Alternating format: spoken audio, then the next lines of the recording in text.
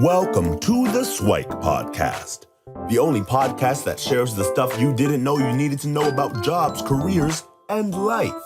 The SIWIKE podcast, the stuff I wish I knew earlier. Hi, everyone, and welcome to the SIWIKE Stuff I Wish I Knew Earlier, the podcast. I'm your host, Luki, and for today's topic, we wanted to get into your first days at work. So you went through the drudgery of going through the job hunt, resumes, interviews, networking, and you got an offer. And now you're starting. You're starting on Monday. You're starting today at your workplace. So what are some of the first things that you should be doing in order to set yourself up for success there? So a couple of things is the first couple of days, couple of weeks, couple of months even, are to fit in. So understanding kind of the lay of the land, the cultural norms in the office, and getting an understanding of how things work around.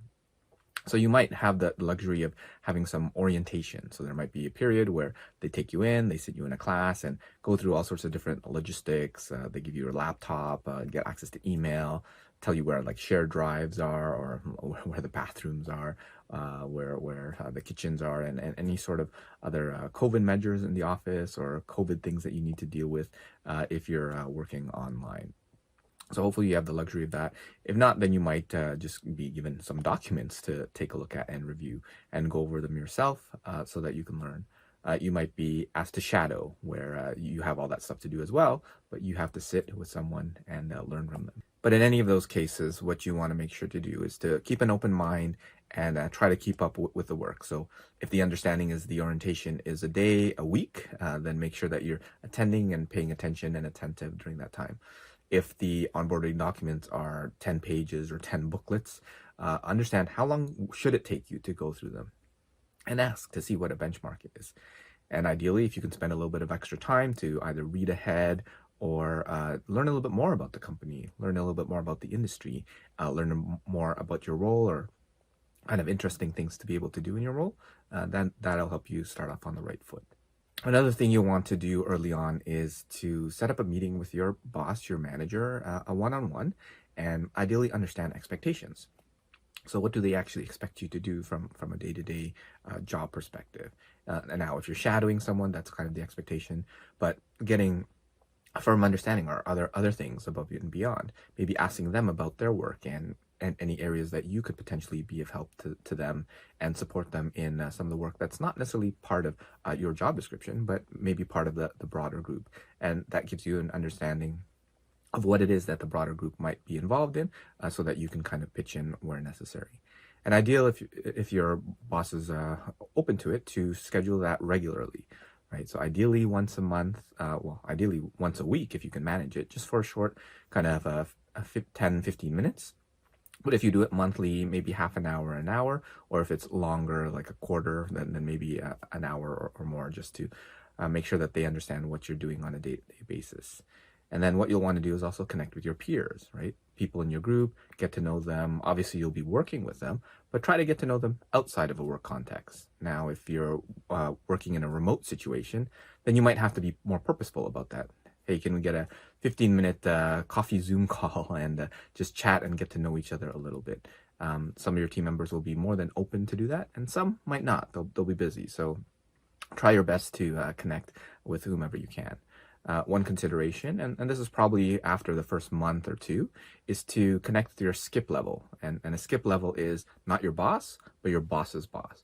So at some point, you'll probably want to get on their radar, assuming that the organization is sufficiently open, that they'll allow you to connect with different levels within the hierarchy as well. So hopefully you're getting all the office logistics and you know all of that, and you're settling into a routine and getting to know some of the office norms, right? So when does your boss get in? When do your teammates get in? And if it's not get in, when do they start going online? So sometimes you'll have like an instant messaging system where you can see when people logged in. When emails start coming your way, then you'll know that people are in the office. When meetings tend to be scheduled. So I was in a work environment where the director of that group was an early bird, and they normally got in at around 6:30, right? Which meant that most people got in around 7, But they would also cap out a little bit earlier during the day, so kind of leaving at around 4 o'clock. That might be the norm. But if your norm is to come in at 9, or sometimes it's 10, or very flexible the hours, you want to make sure that you understand the expectations, because you don't want to be with the 7:30 boss, but coming in at 10 o'clock. Or if you are, then just making sure that they understand the expectations, that you plan on staying later in order to cover off the hours and things like that. So just understanding the norms. When do people take lunch? When do people take breaks? And sometimes I encourage folks that to go take lunch and take breaks with them, right? Even if you pack your lunch, go out to lunch on occasion. Even if you pack your coffee, go out on occasion for coffee. A lot of that is to build rapport and to build kind of that camaraderie within the team and get to know them a little bit more. So at least for the first week or two, try to go and follow the schedule of others and go out with them.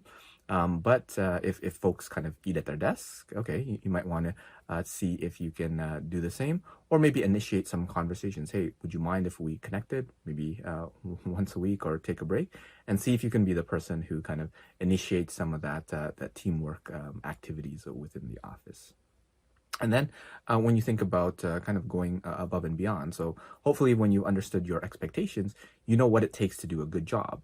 So what you want to think about, well, how do I plan my day so that I am meeting those expectations, completing all the reports, doing all the analysis, or whatever it is that you do on a day-to-day basis. But also, how do you go above and beyond? Are there areas that you could help with, right? And not necessarily going in with a ton of recommendations right away. You probably want at least a month or two to be curious and understand, well, why are things done in a certain way? And hopefully make some recommendations as a result of that. But a consideration is that if you don't know something, instead of asking a question in kind of the perspective of ignorance, ask it from a perspective of curiosity. So instead of saying, I don't know how to do that, then can you say, can you show me how to do it? Because I'm not familiar about the way that you do it here, right? So it almost seems like that, well, you've done it elsewhere, but you're not familiar with how they do it here, and you're more curious about the process that they use as well. If you're in an office environment, what you might want to consider doing is bringing treats, right? In the COVID situation, you might want like the individually wrapped ones so people can take it separately. But oftentimes the people who are the ones that bring the team together are ones that people want around. And a consideration is figure out, well, could you make office friends? So there's research out there that the most engaged and the most productive folks in an office are the ones with kind of like an office best friend, right? So someone that they can connect with and relate to at work. And it takes time to develop those friendships, but can you at least see a couple of people that you could connect with, learn more about, and maybe become a friend at work, or if the culture permits, outside of work as well. So doing that and getting used to the environment is going to be very important for you. And then at the end of the day, at the end of the week, at the end of the month, taking some time to reflect, to say, okay, what did I do well today? And making sure that you do that again tomorrow, or a version of that, and what could be improved. And again, making sure to do that tomorrow, or a version of that as well. So thinking about different ways where you can improve and constantly get better. And oftentimes getting the advice of your peers and teammates can be helpful as well, to share some insights that they might have had in the first couple of days, and what has been helpful to them, the stuff they wish they knew earlier, that sort of thing. So those are a couple of things that I encourage you to think about on your first days, your first weeks of work, is to fit in, first of all. Start understanding expectations, understanding kind of the logistics and office norms, and then looking how you can kind of go above and beyond, and ideally continue to learn and grow. So that's it for this episode of the podcast, and hopefully we'll see you in the next episode. Thanks for joining us on the SIWIKE Stuff I Wish I Knew Earlier, the podcast. If you like the podcast, please subscribe on iTunes, Stitcher, or wherever you found this podcast. And if you can give us a review, that would be very appreciated. Feel free to contact me on LinkedIn at Luki Danu, LUKIDANU, and the same on most social media platforms. And I look forward to hearing from you. Thanks. Bye.